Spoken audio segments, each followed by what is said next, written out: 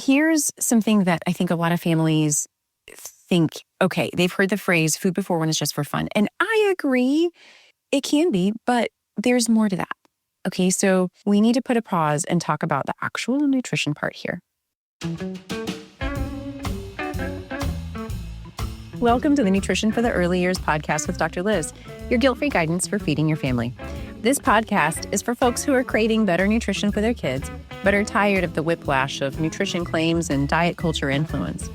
You're reading labels, paying attention to ingredients, but you still doubt yourself, and for good reason.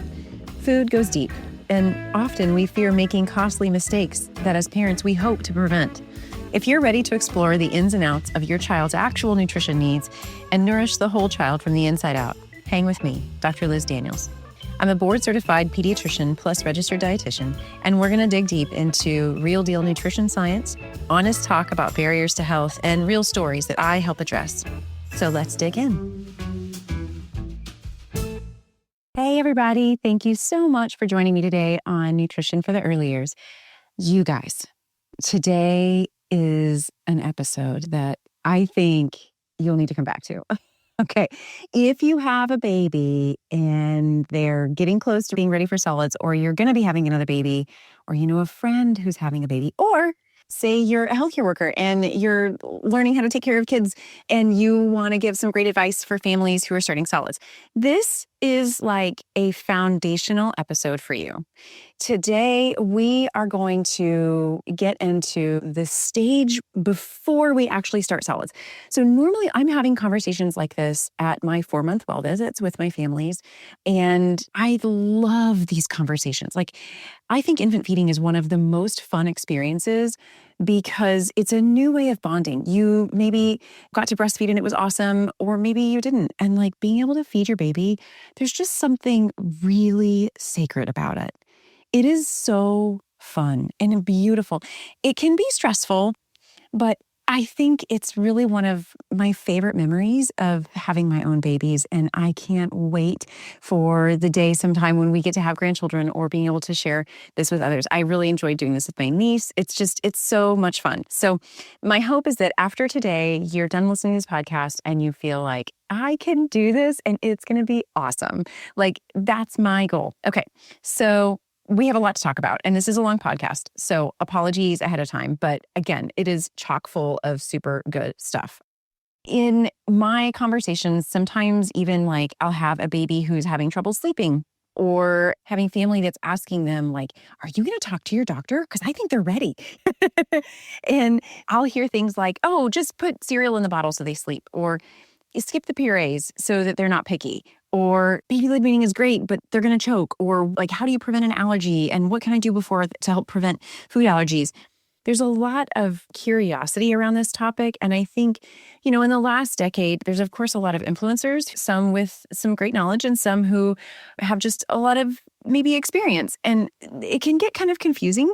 But you know what? I just want to share, like, even in my own group of amazing pediatricians, there's going to be a little different conversation from each one of us, because some of these things are what I call the gray, meaning there is evidence for things I'm going to talk about, and I'm going to share my citations with you. And then there's stuff that, in my experience, both as a pediatrician, dietitian, mom, all of that influences how I guide my families. So some of this is opinion, and there is definitely data behind it. And you know what? If we learn that I'm wrong and we need to update things, then we'll update it. But for right now, for the purposes of today, hold tight, because we're going to talk about some things and it might surprise you. So number one, we are going to cover developmental readiness. We're going to talk about nutritional needs at 4 to 6 months. There will be a subsequent episode on 6 to 9 months and then 9 to 12 months for feeding, because those are actually quite different stages. We're also going to talk about milk intake, like breast milk versus formula intake, how much they need, nutrients like iron, zinc, vitamin D. We're going to talk about rice cereal. We're going to talk about allergen introduction and the LEAP trial, and where are we at now and what do I recommend. We're going to talk about water and some cups. We're going to talk about purées versus baby-led weaning. And we're going to talk about how to prepare your baby for eating right now, even if they're not ready. Okay, here we go. All right. So The first thing I like to look at, again, pretending we're at a 4-month well visit, is our developmental milestones. And actually, I love to encourage tummy time from day one. Day one, like on a flat surface, day one. I think it's really, really valuable. I am not advocating for sleeping on our belly. I'm talking about tummy time, which you can start very early. And the later we start tummy time, the slower this process, everything else is a chain reaction that follows after it. So the slower we'll have achievement of some of those developmental goals. So I tend to encourage tummy time from day one. And yes, we're talking about solids here, but it starts with really good tummy time because being on our bellies for a good amount of time really enables good head control, holding the posterior chain of muscles along the paraspinals, really giving the neck good range of motion. I like to see that we're turning our heads from side to side at 1 month. At 2 months, we're getting a little more extension on the back. And that by the time we're 4 months, we are doing a really good job holding ourselves up in a Superman position, like on our belly. Our arms can go straight out. We can kind of wiggle them around and you'll see them sort of like, it's a pre-crawling movement where they sort of look like they're flat on their belly, but their arms and their legs are kind of twisting in different directions. Rolling isn't something that I get really hung up on here, but I'm really looking to see that on their belly, are they really good and strong? Because we really want them to be a pretty good sitter before we're starting to introduce solids. So this is where, if you're not already doing tummy time, dive in, go for it, have fun. Maybe they're still in this preferred position where they really like to sit on your lap facing outward. So they tend to be in this like little C shape where their head sort of droops forward and they're not quite holding up their back really nice and straight yet. That's not quite ready for solids. We want to make sure that when they're seated and their hips are supported, that they can look straight up at you. That's a really good position for making sure our airway is going to be safe for solids. And this is also going to come with some oral skills. So I'm looking for a baby at this stage to start bringing objects to their mouth. They're probably drooling a ton. That's going to have happened way sooner, but they're really bringing a lot of toys to their mouth. They may be even trying to reach for food on your plate. They're curious about that process. And if you bring something to their mouth, there's a reflex that tends to still be intact at 4 months and usually is faded by 6 months. And it's called the tongue extrusion reflex. And this reflex means that essentially it's there for the baby when they need to latch onto something. So you put something in their mouth and they naturally push their tongue outward to grab hold of a bottle nipple, curl around the nipple, and use that for sucking. And then the sucking reflex takes in. So it's a coordinated movement. And this reflex, the tongue extrusion reflex, should be fading starting in about 4 months and really should be gone by 6 months. Now, I'll often hear families say, well, we tried solids, but they just spit it out. And that's a sign that their tongue thrust is still intact and we need to give that some more time. You can practice with toys like teething toys and toys that they can draw to their mouth and play with getting different textures in there. I love the silicone toys that have different textures on them. Really, really great. I love when babies are offered at the table, say they want to be at the table with you because they have FOMO, and you offer them a baby spoon, even though they're not actually getting anything on it. Like that's a great skill just for them to play. Like it's a nice, fun toy. You can even have these in the bathtub, right? Like these are things that you can bring them out and have them engaged, and they're still starting to support that oral skill development without having food on it yet. Now, if a baby is super not interested in food, that's pretty hard. We need to start encouraging that at about 4 months, like bringing them to the table with you. Like I mentioned, a lot of babies already want to do that because they want to be held and you need to eat. So those kind of happen in tandem. But if you're like making your meals, your baby's in the bouncer seat or taking a nap while you're having dinner, it might be time to start thinking about bringing them up and getting them in that same space so they can watch you. This is a lovely thing. I love it when babies can watch you eat. They watch you make sounds. You can be really dramatic. This is so good. You can make all kinds of silly things. You can even blow bubbles in your water. You can try to be silly with it, but keeping that fun and getting them to giggle when you're at the table is the first start of bonding over food. And it is so easy to do. You can do it without even thinking about it, and it helps support their relationship with food as they grow. If you're at a 4 to 6 month stage and your baby's in a point where they're still sitting very forward flexed, really don't want to hold their head up, they're not quite ready. So we should put a pause on that. Now, you can, just to reiterate, do lots of tummy time, really let them play with mouth toys, bring them to the table when you're there and help encourage that. You can put them in the high chair. Just make sure that you're looking at the positioning. This is a little bit more visual, so it's hard to discuss over podcast, but there are different settings you can have your high chair at that, can bring them to the table even when they're not quite ready to be eating or they're not able to hold themselves up super well, but they can still engage in the process. And I think that is a great thing to do. So don't be afraid to break out the high chair early. Here's something that I think a lot of families think, okay, they've heard the phrase food before one is just for fun. And I agree, it can be, but there's more to that. Okay, so we need to put a pause and talk about the actual nutrition part here. Between 4 to 6 months old, babies are needing a lot of calories, but it's really coming from milk. So their primary nutrition is still going to be milk until their birthday. Like that's cornerstone. But the reason we care about this is because at about 4 to 6 months, babies' iron needs go from being 0.27 milligrams a day, like a quarter of a milligram, all the way up to 11 milligrams from 7 to 12 months. So they're starting to ramp up. And in the last month of pregnancy, so rewind a bit, last month of pregnancy, the baby's getting a bunch of iron from mama. So if your baby was preterm, they maybe didn't get this opportunity. And that would mean that their iron needs may be a little higher simply because that last month of pregnancy enables this transfer of iron and the baby's liver gets kind of stocked up. And they use that sort of stock of iron storage to help support growth and hematopoiesis, which is making red blood cells and making all kinds of important structures. You need that iron throughout the first 4 months of life. You use that and it becomes sort of emptied by the time you're 4 to 6 months, which is why we need to start getting it in our diet. In breastfed babies, they are not getting very much iron. It's very bioavailable. So it's a beautiful iron. So go breastfeeding. But it's simply often not enough for growth.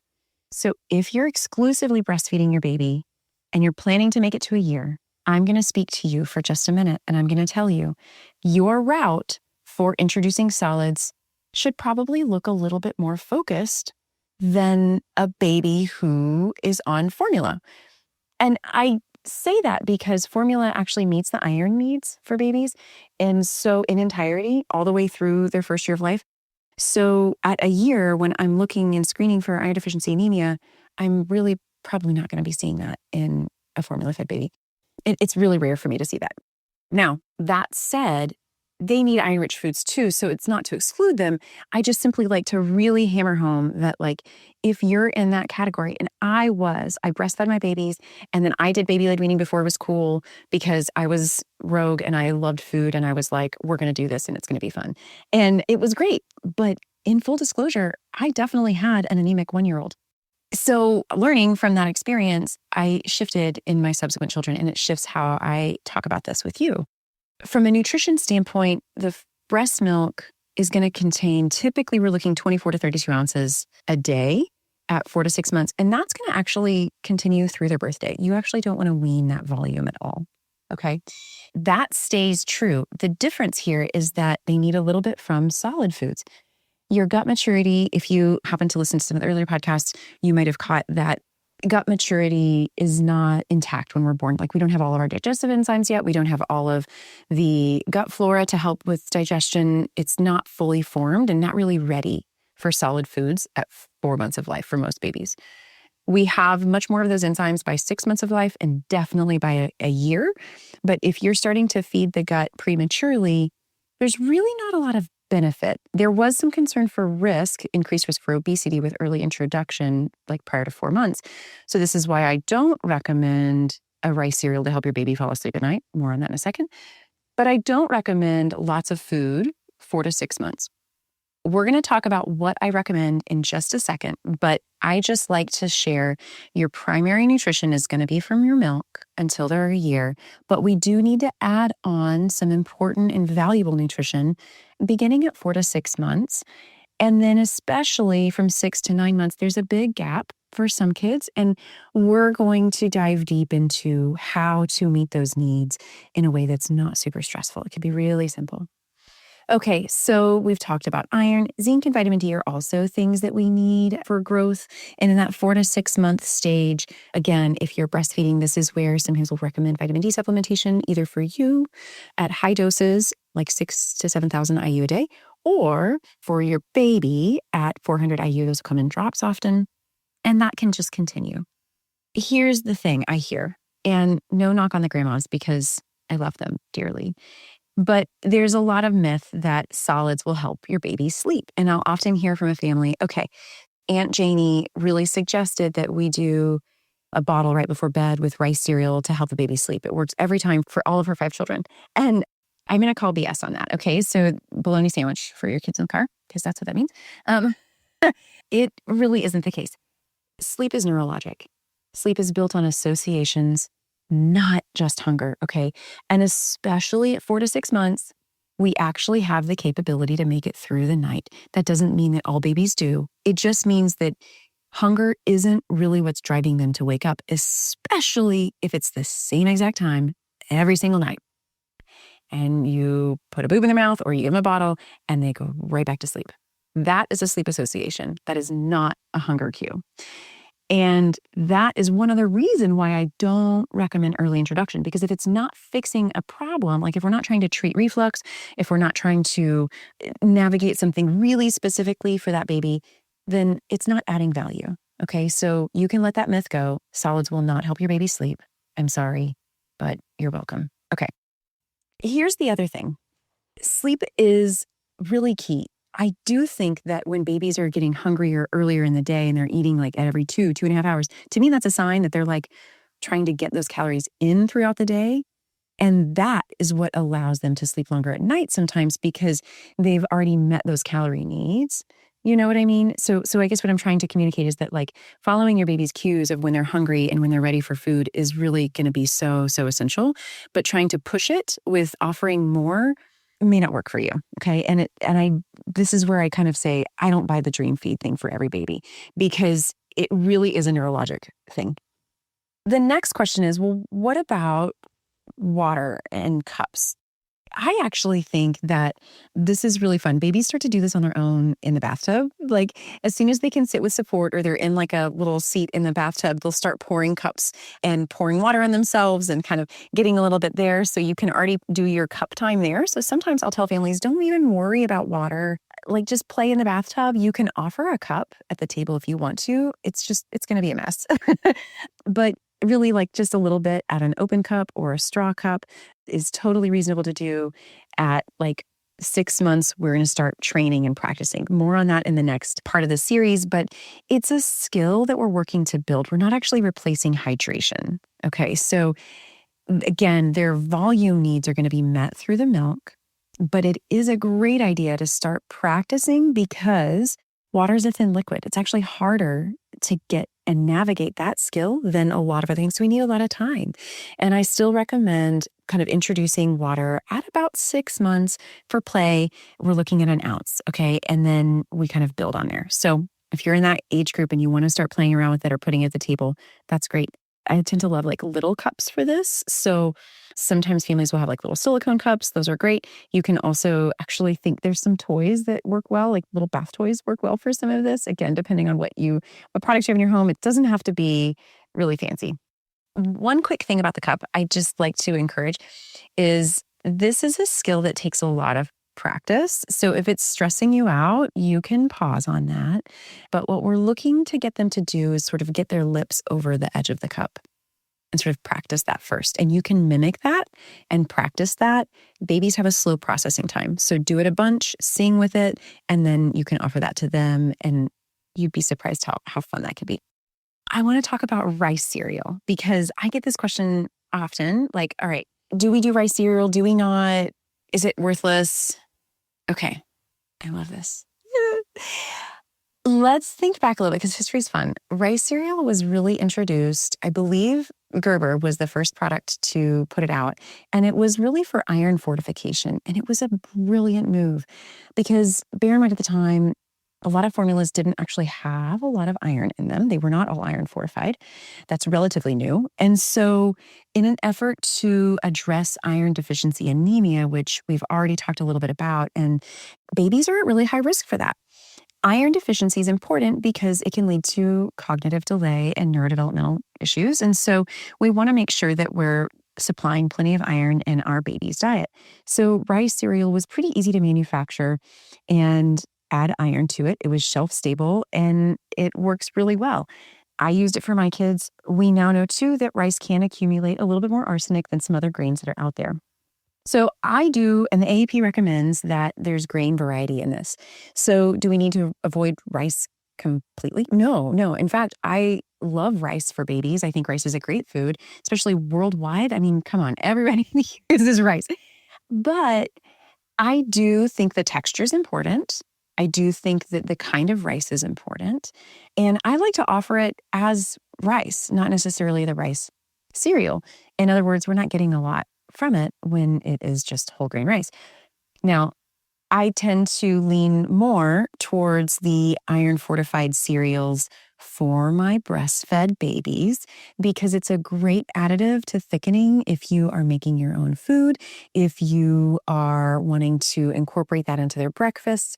Oats are great, quinoa is great, barley, mixed grains, all really great because they each have a little different profile. So I tend to encourage a rotation. And you know what? You can make this yourself. You can put oats in a little blender and you can blend it up and get like a powder with it. And you can add breast milk or formula to that. Like you can make your own if you really want to.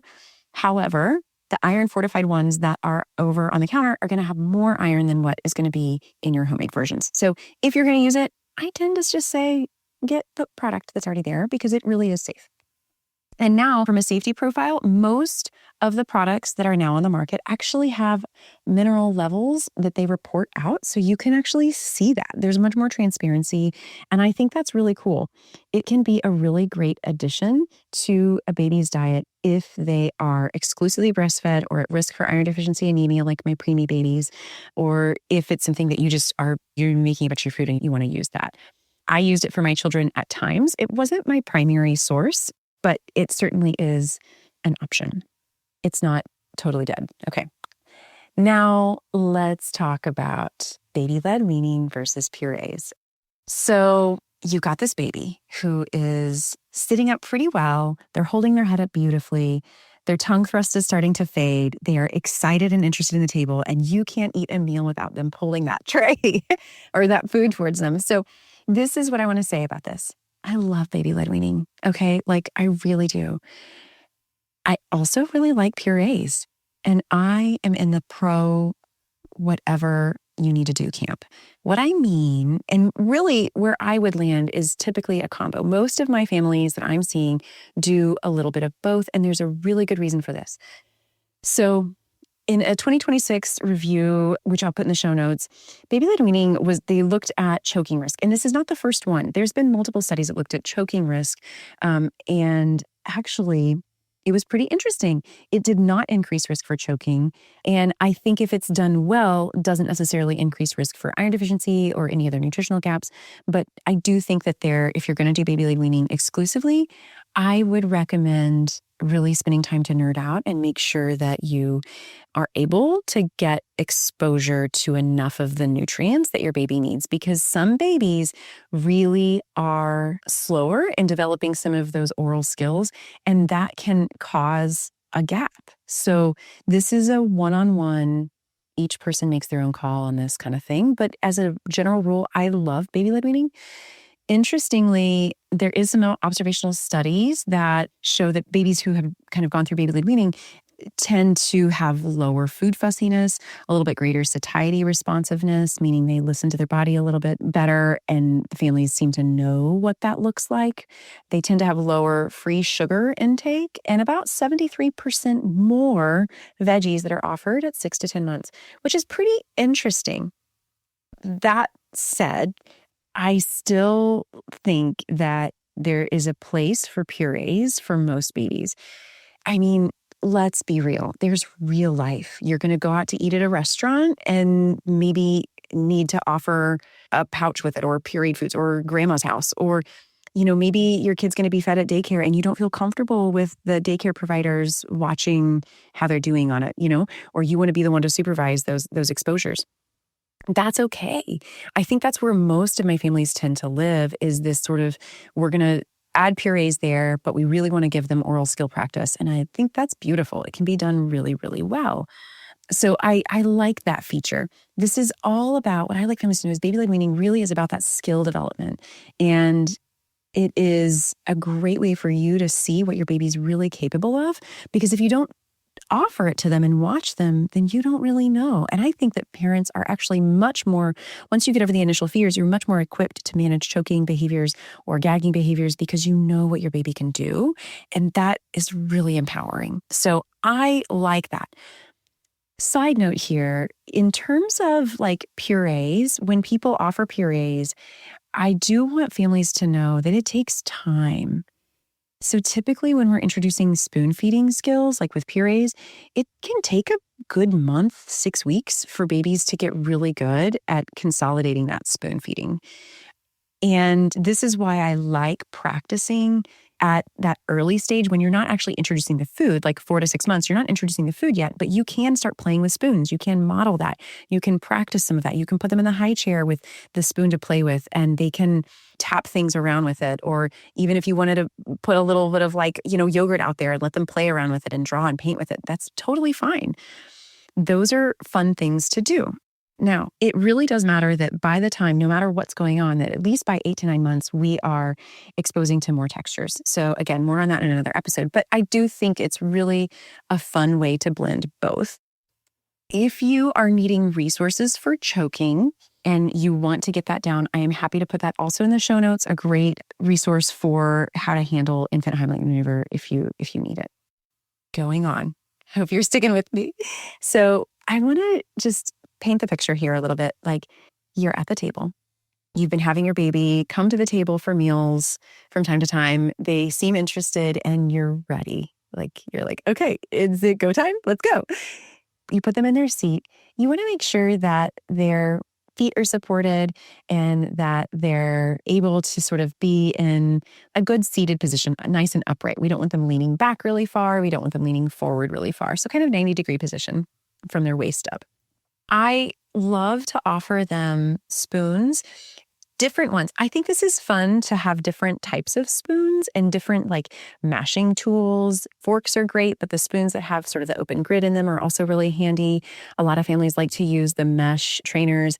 I am comfortable with a lot of those things. It's all about practice, and they're all different tools. So I think it's great to offer them. And then again, model it is really, really helpful. You should be modeling how to eat with a spoon, and then you can give them a preloaded spoon and see what they do with it. It's really fun. This is also a great opportunity you can even video it and share it with family and friends, and then look back on it and realize, oh gosh, in a month from now, you'll see so much more progress with your baby. And that's really empowering too. Just know that this is really messy. I think most parents get that, right? But if you don't have a dog and it's summertime, bring your high chair outside and eat outside, because it's messy. You can hose down the deck. It is definitely wild, especially the more autonomy a baby gets, the wilder they get. And it can be really helpful. If they're consistently throwing food down, they're not interested. If they're just flinging it around because their hands are going wild and it's kind of soupy, that's okay. But it should be a lot of fun. I also love food as a toy. So large sticks of celery or a mango pit, things that are really big. So I'm going to talk a little bit about how I like to offer that. So now they're ready and you're having fun and it's a big mess. What should we do first? This is where I'm going to tell you what I do, and you are welcome to talk to your pediatrician. They may agree or have a little different take on it. This is a little bit of the full disclosure. I read the literature and then I practice. Okay. I pretty much across the board recommend, sitting well or not, I recommend allergenic exposure to peanuts and eggs at 4 to 6 months. I do this because of the LEAP study. let's talk about this. In 2015, there was a study called Learning Early About Peanut Allergy. And it was a huge multi-center study. It was amazingly well done. And they were able to demonstrate that early introduction of peanuts to high-risk infants, which I'll define, reduced their risk for allergy by over 80%. You guys, this is like a landmark study and one of the most, in my opinion, canonical studies that we have in the world of infant feeding. Like, it is landmark. It is a big deal. And I remember when it came out and I was like really excited for this. I had already done it with my own kid. Well, before the study was out, because I was like, I think it was an accident at first. And then I actually started looking into other cultures and I was like, oh, well, I'm going to be fine. And then the study came out and I felt so much better. I didn't recommend it to anybody until the study came out, but high risk means you have severe eczema or you already have a known egg allergy. Well, how are you going to know you have an egg allergy till you try it? So this is my beef with this. Okay. In this particular study, these were babies who had a family history, had risk stratification, and they knew that they were going to be at higher risk for potentially developing a peanut allergy. And they introduced early and frequent, and these rates for peanut allergy were dramatically decreased. And then it held out. Like, they even took these kids off of peanuts and like avoided peanuts for a long time. And then by 5, they were still tolerant to it, which is super cool. So I think this study is really, really neat. What they did was offer 2 teaspoons of peanut butter per session, which is like kind of a lot, or 21 pieces of Bamba Puffs, which is like a little protein puff. And then this then led to the recommendation, which now currently they'll say, if you're high risk, then we want you to introduce at 4 to 6 months. If you're not high risk, then introduce at 6 months with the rest of your foods. And I take a little bit different lean on this simply because our high risk category is something that as pediatricians, we decide. Like, if you're a patient in my office, we're going to decide if you have severe eczema or not. And we actually don't know if you have an egg allergy or not, but your family history and other risk factors can play into this, right? And so the thing here that's interesting is actually, we also now know too that your risk for peanut allergy may be a little higher simply from the eczema component more than your family history. Your family history does weigh in. And I mean, in immediate family, so not a cousin, like a mom or dad or sibling, if one of them have a peanut allergy, your risk is a little bit higher for having a peanut allergy.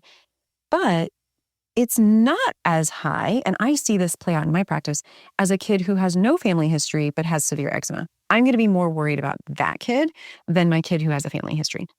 The way I do this and what's recommended is to start, if you're able to start that exposure. And we need mucosal exposure. So we need the contents to go on the inside of the mouth. And it doesn't actually have to be totally consumed. It's ideal if it is, but babies still often have that tongue extrusion reflex. So I give it a pass if we still get it in the mouth. And then once it's exposed, we want to continue that exposure. That can be done through a lot of ways, whether it's peanut butter powder, whether it's you've mixed peanut butter with some pureed banana, or you have thinned it out with some hot water and cooled it down a little bit, or peanut puffs. Like, those are all options. But I just want to mention, by the way, 2 grams of peanut is like kind of a lot of volume to get down. Like, it can actually be quite a bit. And in my families where they're going to have an allergy, they'll see it well before that even happens. So for what it's worth, we do want an exposure. And if it's going to be an exposure that is going to lead to a reaction, generally speaking, the first exposure, nothing happens. Sometimes the second exposure, you will get hives on the face that then spread to the other parts of the body and can include some vomiting or some diarrhea. If that happens, we encourage our families to call our office to take video or picture.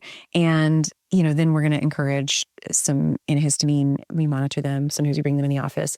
Very rarely do these kids truly present with anaphylaxis. And I mean very rarely. So routinely, I'm not recommending that families try out these allergenic foods in my parking lot or the ER parking lot.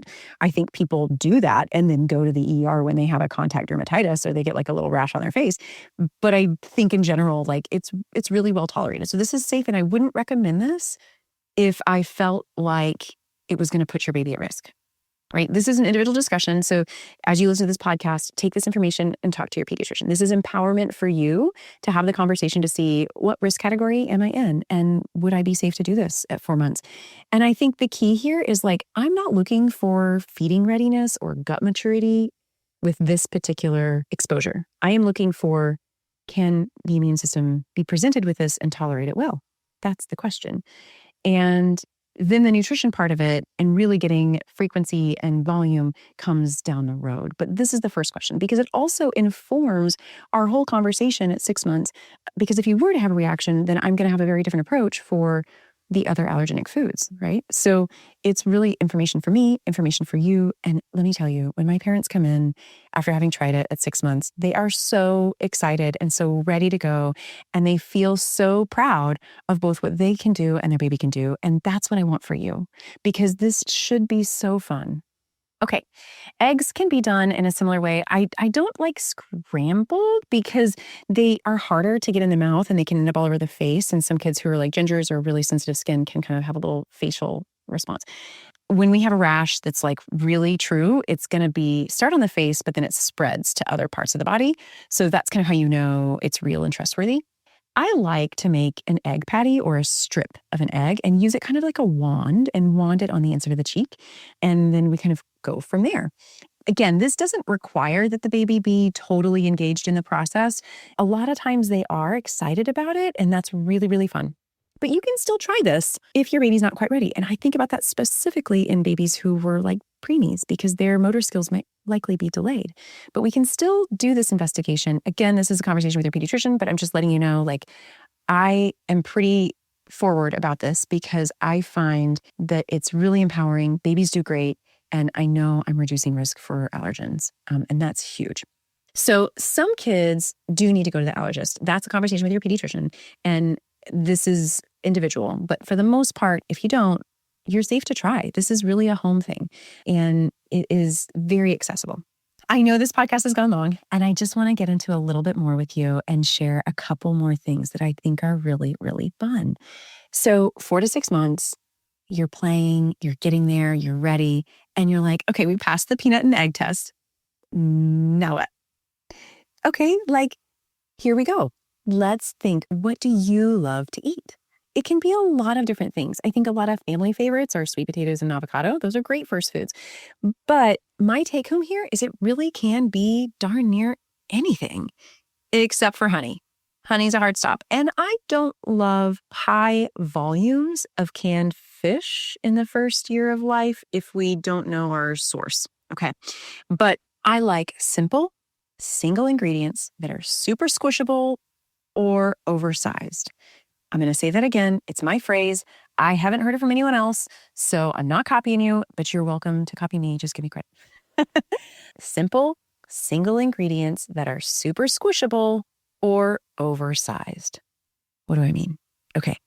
I mean, you can give them avocado and you can smash it on the back of your fork or their little spoon. And if it's squishable, really ripe, that's great. If it's not super ripe, it's not a great option yet, okay? It needs to be soft and squishable.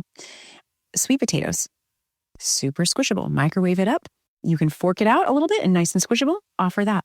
Or if you want it to be kind of like, think a sweet potato fried where it's nice and long. You want it to be wide.